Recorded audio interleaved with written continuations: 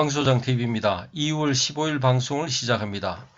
2020년 4분기 실적이 쏟아져 나오고 있습니다. 이제 진정한 의미에서 2021년이 시작된 것이라고 생각됩니다. 이러한 때에 투자 전략과 기준을 분명히 세워놓고 출발하는 것과 그때그때 생각나는 대로 대응하는 것은 투자 결과에 엄청난 차이를 가져온다고 생각합니다. 보유한 종목을 가져갈지 아니면 정리할 것인지 혹은 새롭게 투자할 종목은 어떤 기준에서 선정하고 그 규모는 얼마만큼 할 것인지 미리 계획을 세워두는 것이 필요합니다. 제 스스로가 이러한 향방을 분명히 세워두고자 하는 차원에서 오늘 방송을 준비했습니다. 구독자 여러분들도 나름의 전략과 투자 기준이 있겠지만 참고 바랍니다. 그리고 구독자분들께서도 투자 전략을 가지고 계시면 댓글이나 일회투자연구소 카페에 오셔서 글을 남겨주시면 고맙겠습니다.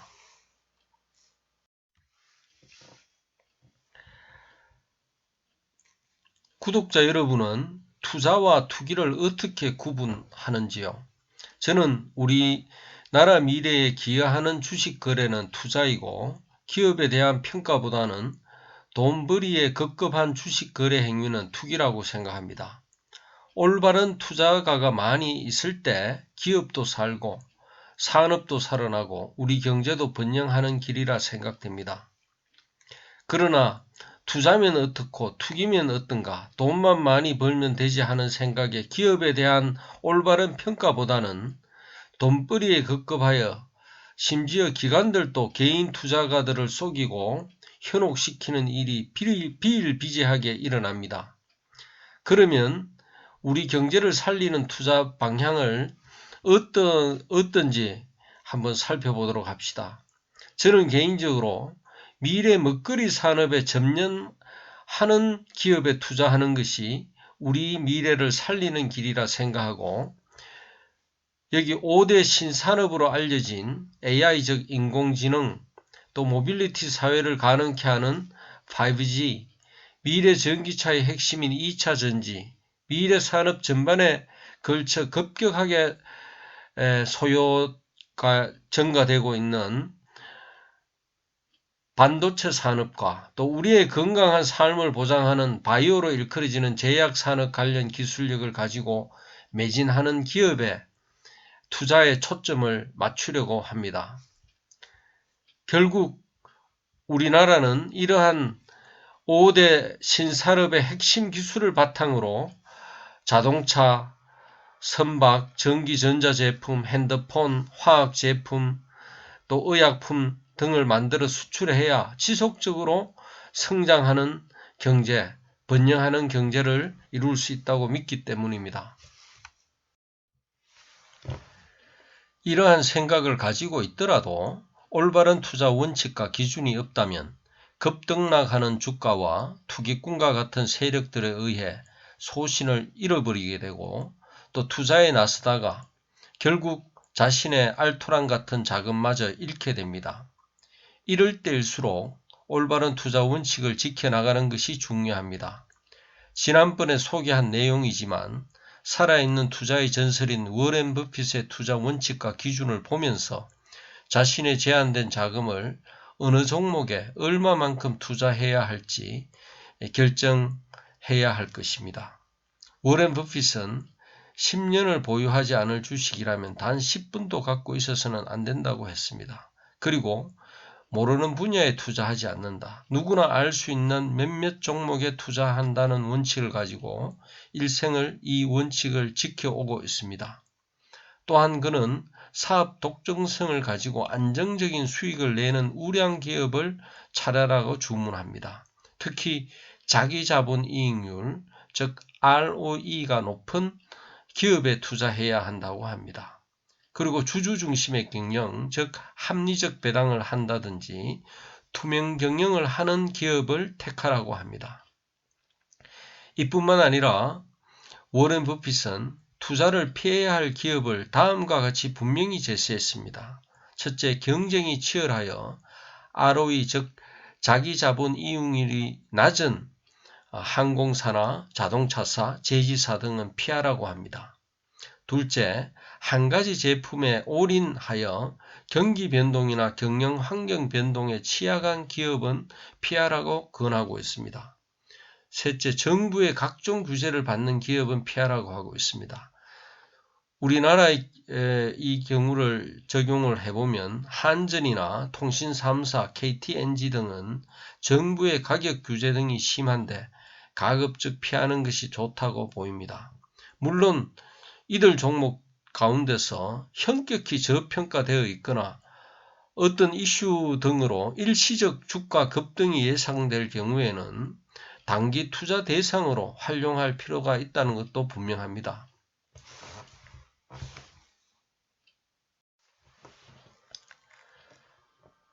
그러면 지금까지 살펴본 내용을 종합하고 또 2021년 상당 기간 동안 코로나 상황이 지속될 것이라는 그런 판단하에 저는 개인적으로 다음과 같은 전략을 가지고 한 해의 투자를 임해 나가려고 합니다.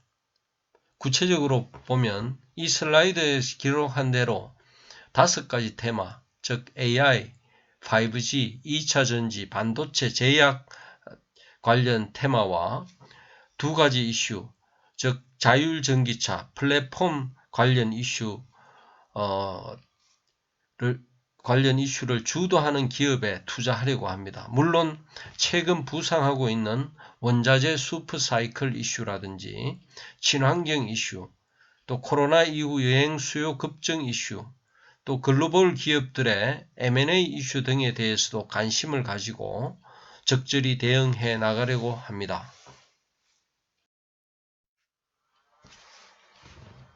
그러면 5가지 테마와 2가지 이슈 등과 관련 기업이 있을 때 투자 판단의 비교 기준이 되는 기업을 2020년 4사분기의 잠정 재무 실적을 포함한 시계열을 가지고 적정 주가와 투자 지표를 추정해 보았습니다. 새롭게 투자하거나 투자 비중을 확대할 종목은 이 슬라이드에서 제시한 것보다 더 좋은 평가 결과가 나온 종목으로 하려고 합니다.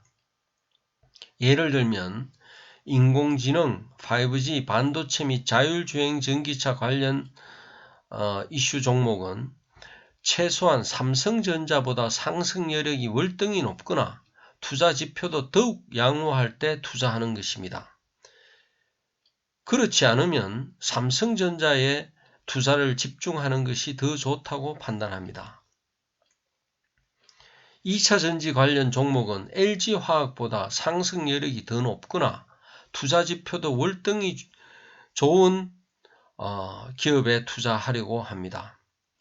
LG화학은 이미 가치 관점에서 과대평가되어 있고 주가가 너무 높아 개인이 매수하기에 부담스러울 수 있습니다. 이럴 경우 금호석유화학과 같이 실적도 좋고 투자 지표도 양호하고 경영권 분쟁으로 주가 상승 요인이 더 높은 이런 종목에 투자하는 것도 좋을 것 같아 샘플 기업으로 여기에 적어 놓았습니다.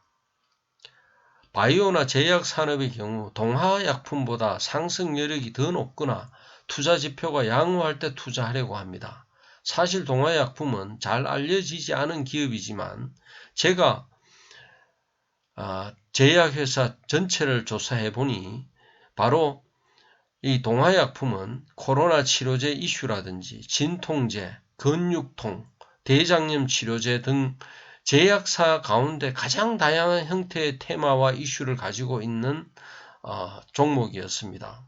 오랜 전통을 가지고 있을 뿐만 아니라 양호한 실적도 정말 꾸준히 이어가고 있는 제약사로 투자가들이 관심을 가져주기만 하면 큰 폭의 상승이 나올 것이라 판단합니다. 그리고 빅데이터 플랫폼 관련 기업은 네이버를 투자 판단 기준으로 삼으려고 합니다.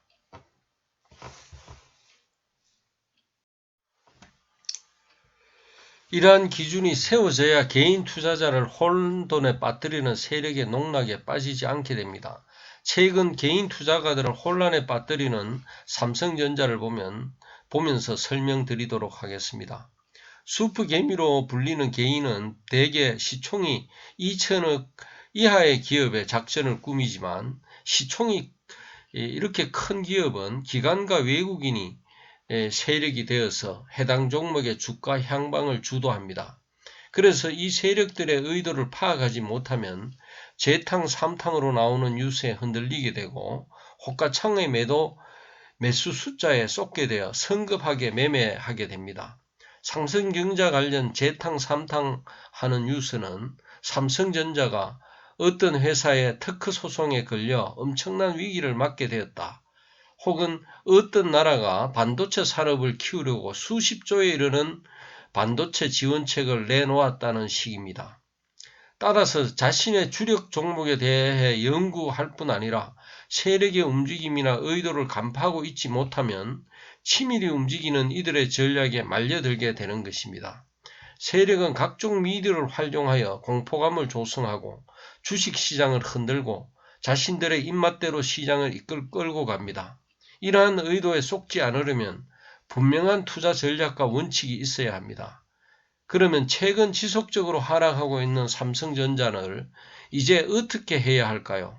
그동안의 기관 외국인 매도 내용을 파악해보면 현재 기관과 외국인은 어느 정도 삼성전자를 보유하고 있는지 단순한 방식으로 계산해 보았을 때 파악할 수 있었습니다.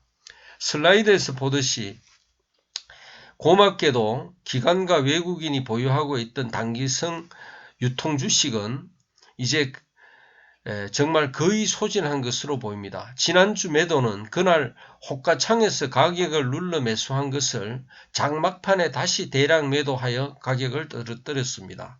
당장 이번 주 초반에도 가격을 떨어뜨려 신용을 사용한 개인 투자자들에게 공포심을 조장하여 주식을 던지게 만들고 이를 매수하여 다음 날에는 이것을 다시 매도하는 형태로 공포심